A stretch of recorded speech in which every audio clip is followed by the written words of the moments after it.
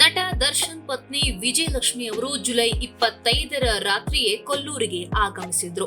ಆಗಲೇ ಅವರು ಪತಿ ದರ್ಶನ್ ಅವರು ಆದಷ್ಟು ಬೇಗ ಜೈಲಿನಿಂದ ಹೊರಗಡೆ ಬರಲಿ ಅಂತ ದೇವರ ಮೊರೆ ಹೋಗಿದ್ದಾರೆ ಅಂತ ಎಲ್ಲರೂ ಭಾವಿಸಿದ್ರು. ಅದರಂತೆ ಅವರು ಇಂದು ಉಡುಪಿ ಜಿಲ್ಲೆಯ ಬೈಂದೂರು ತಾಲೂಕಿನ ಮೂಕಾಂಬಿಕಾ ದೇಗುಲದಲ್ಲಿ ಒಂದು ವಿಶೇಷ ಪೂಜೆಯನ್ನ ಮಾಡಿಸಿದ್ದಾರೆ. ಚಿತ್ರದುರ್ಗ ರೇಣುಕಾ ಸ್ವಾಮಿ ಕೊಲೆ ಆರೋಪದಲ್ಲಿ ದರ್ಶನ್ ಅವರು ಸದ್ಯ ಪರಪ್ಪನ ಅಗ್ರಹಾರದಲ್ಲಿದ್ದಾರೆ. ದರ್ಶನ್ ಅವರನ್ನ ಬಿಡಿಸಲು ವಿಜಯಲಕ್ಷ್ಮಿ ಅವರು ವಕೀಲರನ್ನ ಭೇಟಿ ಮಾಡ್ತಾ ಉಪಮುಖ್ಯಮಂತ್ರಿ ಡಿ.ಕೆ. ಶಿವಕುಮಾರ್ ಅವರನ್ನ ಭೇಟಿಯಾಗಿದ್ದಾರೆ.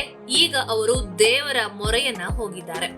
ಕೊಲ್ಲೂರಿನಲ್ಲಿ ಅವರು ದೇವಿಯ ದರ್ಶನ ಪಡೆದಿದ್ದಲ್ಲದೆ ನವಚಂಡಿಕಾ ಯಾಗವನ್ನ ಮಾಡಿಸಿದ್ದಾರೆ.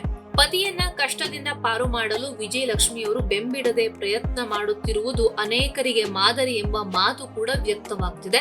ಇದರ ಜೊತೆ ಪರ ವಿರೋಧ ಚರ್ಚೆಗಳು ಕೂಡ ನಡೀತಾ ಇವೆ. ಇನ್ನು ಸಾಕಷ್ಟು ರಾಜಕಾರಣಿಗಳು ಸಂಕಷ್ಟದ ಸಮಯದಲ್ಲಿ ನವಚಂಡಿಕಾ ಯಾಗವನ್ನ ಮಾಡಿದ್ರು. ಅದರಂತೆ ವಿಜಯಲಕ್ಷ್ಮಿ ಅವರು ಕೂಡ ಈಗ ಯಾಗವನ್ನ ಮಾಡಿಸಿದ್ದಾರೆ. ಇಲ್ಲಿನ ಅರ್ಚಕರಾದ ನರಸಿಂಹ ಅಡಿಗ ನೇತೃತ್ವದಲ್ಲಿ ಚಂಡಿಕಾ ಯಾಗ ನಡೆದಿದೆ.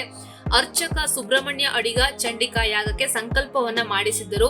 ತಮ್ಮ ಪತಿ ಸಂಕಷ್ಟಗಳಿಂದ ಪಾರಾಗಿ ಶೀಘ್ರ ಹೊರಬರುವಂತಾಗಲಿ ಅಂತ ವಿಜಯಲಕ್ಷ್ಮಿ ಅವರು ಈ ವೇಳೆ ದೇವಿಯ ಬಳಿ ಪ್ರಾರ್ಥನೆಯನ್ನ ಮಾಡಿಕೊಂಡಿದ್ದಾರೆ.